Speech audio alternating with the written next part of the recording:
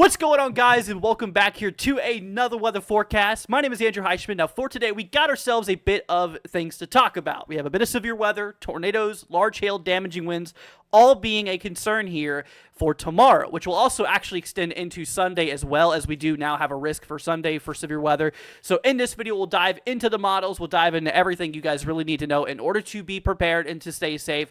Now, before we get into it, if you guys could, consider leaving a like, hitting that subscribe button. We are almost at 30,000.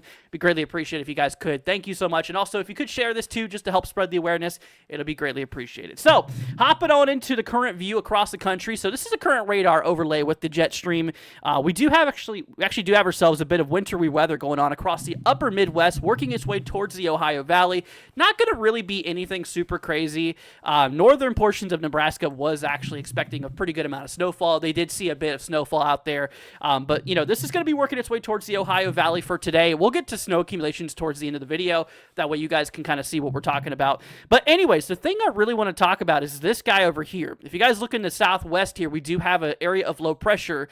This trough that's kicking off, this is actually going to be the main driver of severe weather as this area of low pressure works its way here to the east, which will be setting us up for severe weather for tomorrow, being Saturday, and also as that rolls through into Sunday, we actually do have a severe weather threat here as well. Alright, everybody, working our way over here into the Storm Prediction Center's outlook here for the next couple of days regarding severe weather. Now, actually, during the making of this video, the Storm Prediction Center actually put a level 1 risk here for today. So today, there's actually a shot for severe weather as well now, across portions here of north central Texas, including some of the areas like Abilene, Wichita Falls, Weatherford, Brownwood, and Mineral Wells, Texas. You guys are in that level 1 risk for today, but don't worry, there is some good news to this. There is no tornadic activity expected for today. Same thing for damaging winds. The only concern on today's table for severe weather is going to be a little bit of hail. Potentially 1 to 2 inches in diameter could be possible. So just look out for a little bit of hail. Nothing really crazy. Try not to worry about it. It's not going to be anything super, super wild for today. Now, for tomorrow, that does change a little bit as we do have a much larger risk for severe weather from eastern Texas, cutting through pretty much all of Louisiana, a little bit of southern Arkansas, portions of central southern Mississippi, southern Alabama, and the panhandle of Florida. We do have a risk for severe weather, including all hazards. Tornadoes will be possible. The good news to this is that there's going to be, if there is tornadic activity, it's likely going to remain fairly brief and weak. I don't think it's going to be anything, or really any big potential for any big tornadic activity, which is good, just because the lower level winds and whatnot do not really support any significant tornadic activity. So that's good. We'll get more into that here when we dive into the models, but and also damaging winds will be a concern. Potential wind gusts between 60 and maybe upwards of 65 miles per hour could be possible, and also hail between 1 and 2 inches in diameter is also possible out there. So then we dive our way into Sunday. So areas out there in northern Florida, southern Georgia, we do have a little marginal risk here for severe weather activity.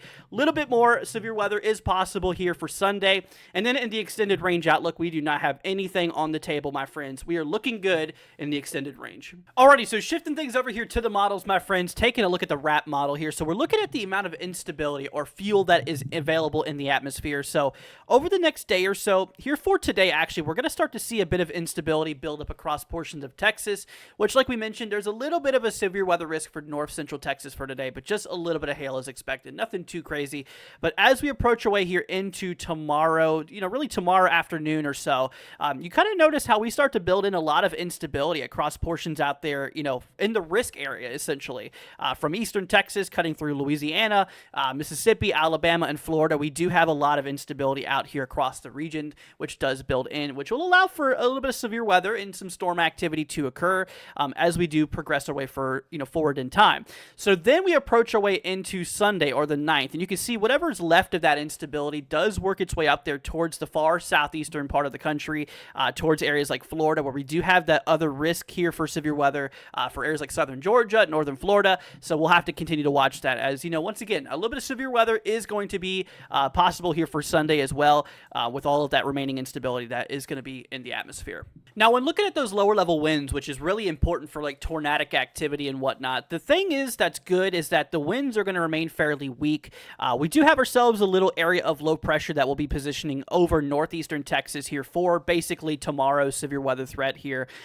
So there will be, like I mentioned, a little bit of a chance for tornadic activity. The lower level winds are right around 25, 30 knots, which really isn't anything super significant. So like we mentioned before, the tornadic activity that we do get, potentially here for tomorrow would likely be weak, relatively brief. Honestly, nothing really significant tornado-wise, which that's definitely some good news. But yeah, the lower level winds are actually relatively weak, which will keep that tornado threat down in terms of intensity. Now, as we look at the mid-level winds, though, we do have some pretty strong middle-level winds in the atmosphere, which will help contribute to storm organization, keeping those storms relatively organized. Right around 60 knots of mid-level winds is, decent. A fairly strong amount of winds in our mid-atmosphere is going to be in place here for the severe weather event. So that'll keep those storms relatively potentially long-lived and organized fairly well. But the good news, like we mentioned, that lower-level wind activity doesn't really support anything super wild for tornadoes, and that's really what matters. Okay, so the last main thing that we're going to be taking a look at here is the amount of moisture that's going to be present. Now, the good news is that, there's not going to be a whole lot of moisture with this system,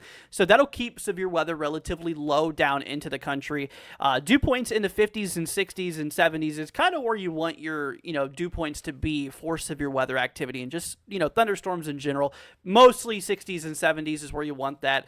And you can actually see, there is enough moisture there from the Gulf working its way into the southeast, which will keep a lot of those coastal areas relatively rich in moisture. But really the further you go up to the north, a lot of that moisture dies out. So it's really going to be a lot of those coastal areas that will have enough moisture for a lot of that storm and, perhaps severe weather activity overall. Alrighty, so regarding timing here with this storm system here, it looks like a lot of those storms are going to start to really fire off here sometime for the late afternoon into the early evening here for tomorrow.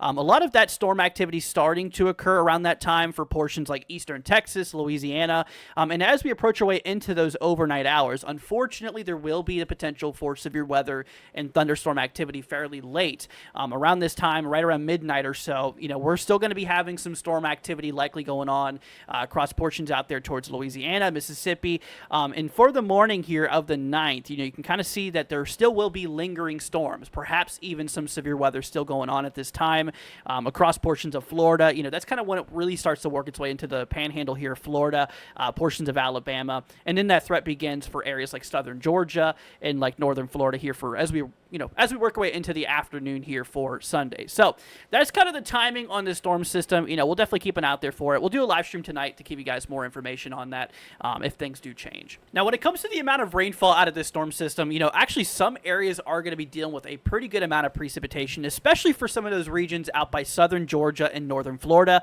where we could be seeing at least 2 inches, maybe slightly more across some of those regions. So, a fair amount of rainfall is going to be quite possible for those regions here. Now, for a lot of the other parts, it's going to be relatively lower amounts of precipitation. Where you see this pink and inward is pretty much where we do have that inch margin or greater. So, really not a whole lot of precipitation. But yeah, the most of that's going to be felt mostly towards northern Florida and southern Georgia here overall. And then lastly, taking a look here at the overall snowfall accumulations here, like I told you guys we would, for the next 48 hours or the next 2 days. We do have that little storm system that's starting to die out here, possibly 1 to 3 inches for some of those folks out there by Iowa, southern Wisconsin, northern Illinois. A lot of Nebraska has already seen their accumulations last night and this morning, so a lot of that is over for you folks. And also a little bit of snow up there towards, the upper portion of New England, towards some of the Great Lakes regions here. We will be seeing, a good 1 to 3, locally 3 to 5 inches, especially towards like central